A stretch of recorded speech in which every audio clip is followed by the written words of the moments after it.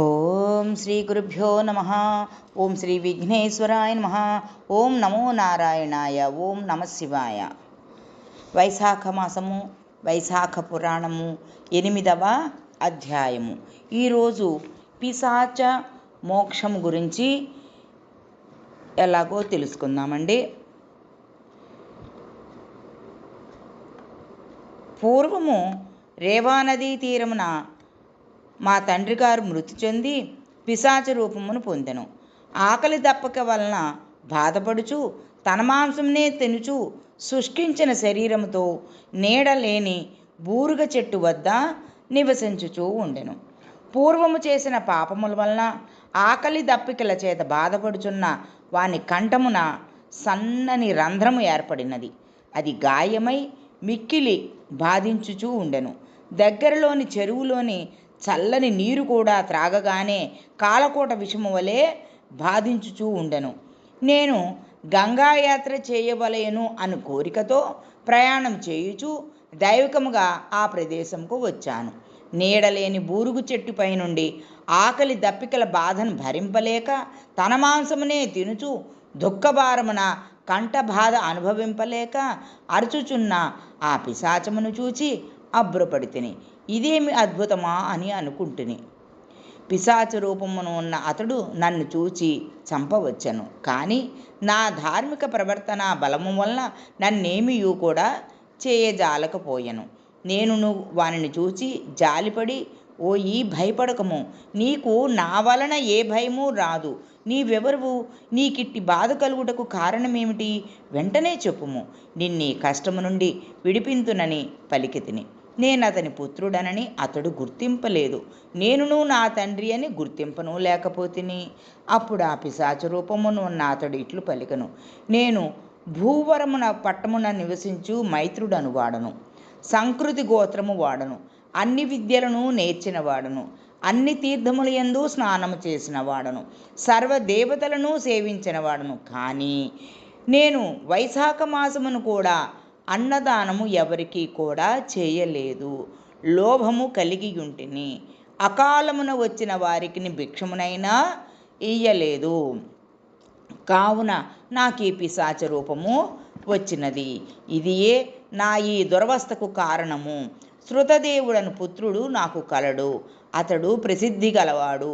వైశాఖమున కూడా అన్నదానముకు చేయకపోగొట్టుచే నేనిట్లు పిశాచ రూపం పొందితిననియు నేనిట్లు బాధపడుచున్నాననియు వానికి చెప్పవలేను. నీ తండ్రి నర్మదా నది, అంటే దానినే రేవానది అని కూడా అంటారండి, తీరమున పిశాచమై ఉన్నాడు. సద్గతిని పొందలేదు. బూరుగు చెట్టుపై ఉన్నాడు. తన మాంసమును తానే తినుచూ బాధపడుచున్నాడు అని చెప్పండి అని చెప్పాను. వైశాఖ మాసమును వ్రతమును పాటించుచు నాకు జలతర్పణము ఇచ్చి సద్బ్రాహ్మణుకు అన్నదానము చేసినచో నేను ఈ బాధ నుండి విడిపోయి శ్రీ మహావిష్ణు సాన్నిధ్యము పొందుదును. కావున ఆ విధముగా చేయమని వానికి చెప్పుము. నా యందు దయయుంచి నాకు ఈ సాయమును చేయండి. మీకు సర్వశుభములు కలుగునని చెప్పుము అనుచు ఆ పిశాచము పలికెను. నేను నా తండ్రిని గుర్తించి వాని పాదములకు నమస్కరించి దుఃఖపీడితుడనే చిరకాలము ఉంటిని. నన్ను నేను నిందించుకుంటుని కన్నీరు విడుచుచుంటిని.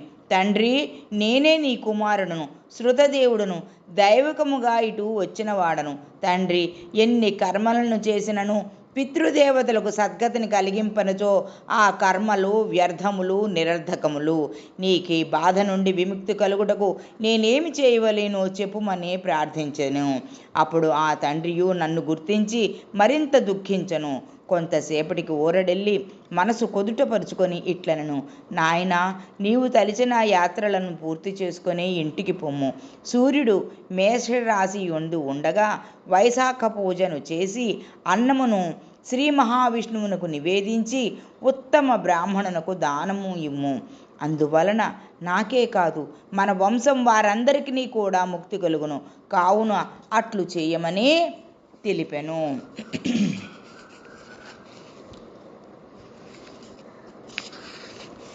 నేనును నా తండ్రి ఆజ్ఞను అనుసరించి యాత్రలను చేసి నా ఇంటికి తిరిగి వచ్చితిని.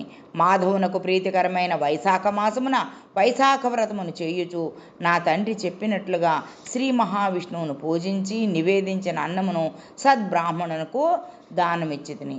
అందువలన నా తండ్రి పిశాచ రూపము నుండి విముక్తుడై నా వద్దకు వచ్చి నా పితృభక్తికి మెచ్చి ఆశీర్వదించి దివ్య విమానం నెక్కి విష్ణులోకమును చేరి అచట శాశ్వత స్థితిని పొందెను. కావున అన్నదానము అన్ని దానములలో ఉత్తమము. శాస్త్రములయందును ఇదియే చెప్పబడినది. ధర్మయుక్తమైనది. సర్వధర్మసారమే అన్నదానము. మహారాజా, నీకు ఇంకేమి కావలేను అడుగుము, చెప్పేదనని శృతదేవుడు శృతకీర్తి మహారాజునకు వివరించెను. ఈ విషయమును నారద మహర్షి అంబరీష మహారాజునకు తెలియచేసెను. మధ్య ఓం తత్సత్. రేపటి అధ్యాయంలో సతీ దేహ త్యాగం గురించి తెలుసుకుందామండి. మరి ఎవరైనా సరే మధ్యాహ్న కాలంలో ఆకలిగా ఉన్నవారికి, ఆకలితో వచ్చిన వారికి, అతిథిగా వచ్చిన వానికి అన్నమును పెట్టినా చెప్పలేనంత పుణ్యము. అన్నదానము చాలా గొప్పది. దానికి సమమైన దానము మరొకటి లేదు. మృదువైన శయ్యను దానము ఇచ్చినచో సర్వ పాపములు వసించి 7 తరముల వారితో వైకుంఠ ప్రాప్తిని కలుగును. ఒక్క మంచాన్ని దానం చేస్తే చూడండి 7 తరాల వారికి వైకుంఠ ప్రాప్తి కలుగుతుందంట. ఒక దిండును దానం చేసిన వాడు ఆనందంతో ఉండును. ఇవన్నీ చెయ్యదగ్గ దానాలేనండి. శక్తికి మించిన దానాలు ఏమీ కావు. కాబట్టి అందరూ చేసి స్వామి ఆశీర్వచనాన్ని పొందండి. ఓం తత్సత్. ఓం నమో నారాయణాయ. ఓం నమో నారాయణాయ.